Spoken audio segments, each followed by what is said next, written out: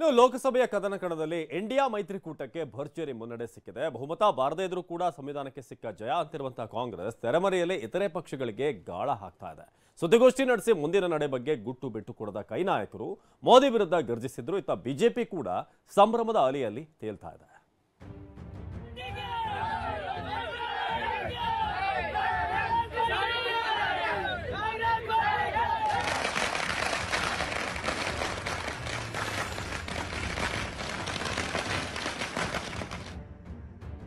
ಲೋಕ ಚುನಾವಣೆಯಲ್ಲಿ ಇಂಡಿಯಾ ಮೈತ್ರಿಕೂಟ ಗೆಲುವಿನ ನಗಾರಿ. ಮೋದಿಜಿಯನ್ನ ಜನರು ತಿರಸ್ಕರಿಸಿದ್ದಾರೆ ಎಂದ ರಾಹುಲ್ ಅಬ್ಬರ. ಲೋಕಸಭೆ ಚುನಾವಣೆಯಲ್ಲಿ ಗೆಲುವಿನ ನಗಾರಿ ಬಾರಿಸಿರೋ Congress ಹುಮ್ಮಸ್ಸಿನಲ್ಲಿದೆ.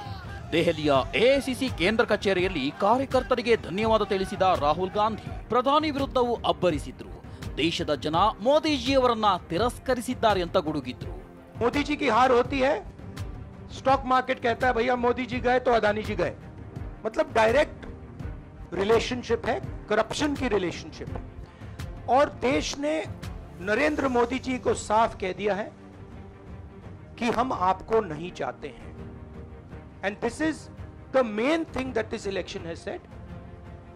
The country has unanimously and clearly stated we do not want Mr. Narendra Modi and Mr. Amit Shah to be involved in the running of this country. We do not like the way they have run this country. We do not appreciate the way they have attacked the constitution. We do not appreciate the way they have run this country for the last 10 years. ಇಷ್ಟೇ ಅಲ್ಲ, ದೇಶದ ಜನರು ಬಿಜೆಪಿಗೆ ತಕ್ಕ ಪಾಠ ಕಲಿಸಿದ್ದಾರೆ. ದೇಶದ ಬಡ ಜನರು ಸಂವಿಧಾನವನ್ನ ರಕ್ಷಿಸಿದ್ದಾರೆ.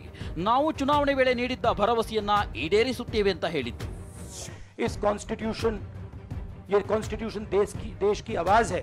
बहुत सारे लोग ने इसको नहीं बचाया, चुप रह गए थे, मगर हिंदुस्तान के सबसे गरीब लोग, सबसे कमजोर लोग खड़े हो गए और उन्होंने इस कॉन्स्टिट्यूशन को बचाया. मैं उनका धन्यवाद करना चाहता हूं, उनसे कहना चाहता हूं कि कांग्रेस पार्टी आपके साथ खड़ी है.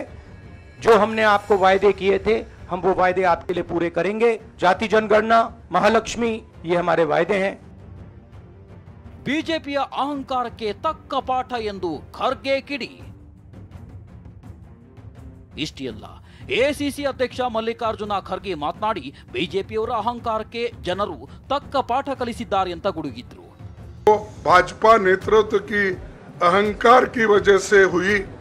उन्होंने धीरे धीरे सारे संवैधानिक संस्थाओं के ऊपर गैर कानूनी तरीके से कब्जा करने की कोशिश की.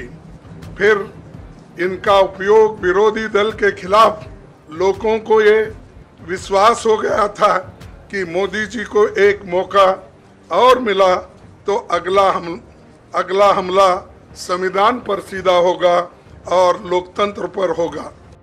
ಇನ್ನು ಕೇಂದ್ರದಲ್ಲಿ ಸರ್ಕಾರ ರಚನೆ ಬಗ್ಗೆ ಸುಳಿವು ನೀಡಿ ಮಲ್ಲಿಕಾರ್ಜುನ ಖರ್ಗೆ, ನಾವು ಮೈತ್ರಿಕೂಟದ ಪಕ್ಷದ ಜೊತೆ ಮಾತುಕತೆ ನಡೆಸುತ್ತಿದ್ದೇವೆ, ನಮ್ಮ ಸ್ಟ್ರಾಟರ್ಜಿ ಹೇಳಿದ್ರೆ ಮೋದಿ ಹುಷಾರಾಗಿ ಬಿಡ್ತಾರೆ ಅಂತ ಹೇಳೋ ಮೂಲಕ ಅಚ್ಚರಿ ಮೂಡಿಸಿದ್ರು. देखिए, अभी राहुल गांधी जी ने आपके सामने स्पष्ट किया, जब तक हम अपने अलायंस पार्टनर से बात नहीं करेंगे और जो नए पार्टनर हमको जुड़ने वाले हैं उनसे भी किस तरीके से हम बात करके अपने को मेजॉरिटी बना सकते हैं वो देखेंगे. सारे स्ट्रैटेजीज अगर यही मैं बोलूंगा फिर मोदी जी होशियार हो जाएंगे. इसलिए ಇನ್ನೊಂದು ಕಡೆ ಲೋಕಸಭೆ ಚುನಾವಣೆಯಲ್ಲಿ 291 ಸ್ಥಾನಗಳಲ್ಲಿ ಎನ್ಡಿಎ ಗೆದ್ದಿದೆ. ದೆಹಲಿಯ ಬಿಜೆಪಿ ಕೇಂದ್ರ ಕಚೇರಿಯಲ್ಲಿ ಸಂಭ್ರಮಾಚರಣೆ ನಡೆಸಲಾಯಿತು.